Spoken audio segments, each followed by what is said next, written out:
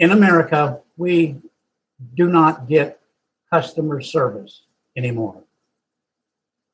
We get sent off to people who cannot support our needs. We can't communicate with them. And so we just give up. Well, again, it's their communication experts, and they are not communicating with us. So keep the jobs in America.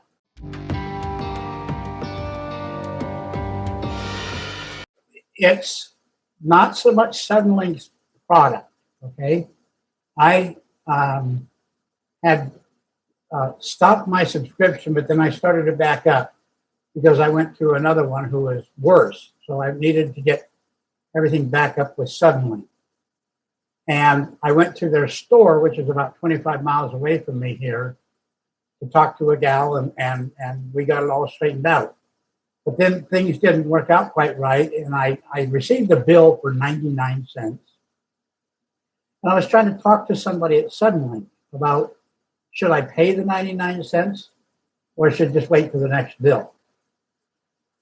There was another issue, too, about that I wasn't getting all the data that they had told me I was going to get. So that was 3 different phone calls trying to resolve that. And each time I was directed to somebody that I couldn't understand what they were saying. Now, I know this is not just, confined to Suddenlink, because I've had this issue with DirecTV, with Dish Network, with Viasat, with several communications companies trying to get service where I live here. I call up for customer service and immediately get on a chat thing that says, what's your problem? And it's just preset questions, answers, and they're not what my concern is.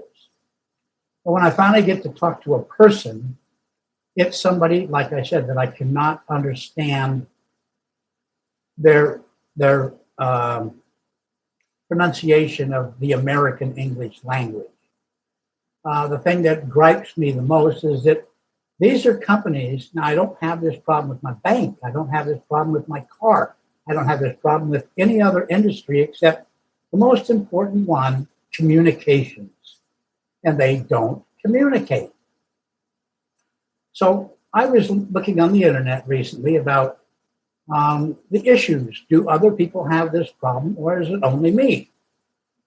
And there's literally thousands of complaints from people saying, yeah, they just put me on with a person from a third party, another world, another country, and I can't understand what they're saying. So they just give up. Now, on several occasions, I had 6 different phone calls with Suddenlink, and each time I really wasn't able to resolve my issue. I couldn't understand them. And each time I would get a link at the end of the conversation to, how are we doing? And I would say, miserable. And I'd get no response whatsoever. I think they're not really listening. This is just going through the motions. So anyway, this last time I made a complaint, and actually somebody listened to me. So problem was never resolved with Suddenlink. I asked the guy when I was on the internet to find out how many people are complaining about this. It said, well, all you have to do is ask them, and they must connect you to an American-speaking person, someone in America. I asked the guy, will you transfer me? And he said, well, I can't. And I know I can. I've been transferred before. And I said, well, where are you? And he says, I'm in New York. I said, you're a liar. I said, transfer me to an American-speaking person.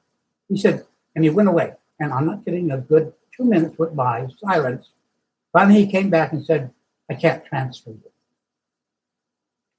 And he would start talking, and I'd say, I can't understand what you're saying. Give me someone to talk to. And he kept up the same thing. Well, this is the issue again, what I'm trying to reiterate here is these are communications specialists, not automotive mechanics or stereo or gardeners or something like this. But these are the most important people to me, on earth. They're communications experts, and they don't bother to talk to their customers. So bottom line is there's no such thing as customer service. And I know I'm not the only one with this gripe. Now, as far as Suddenlink itself, the product they have for me, it is the third different program that I've gotten of theirs, and this works pretty good. It's not the greatest, but it's working. Now, I live up in the mountains, a small community, so I have to expect everything isn't great, again. But when I do need to talk to somebody, I need customer service. Well, yes, I do. I don't know why they don't keep the phones here in America. I mean, there's millions of Americans that would like to go to work. We don't need to farm that out, but for them to save $1 per phone call or something like that, that money, I'm pretty sure, is just going to a CEO. But why not share it with America? Keep business in America. I didn't used to have this problem 20 years ago. I didn't. But I do now. So stop farming out your phone service. Start having customer service. Customer service.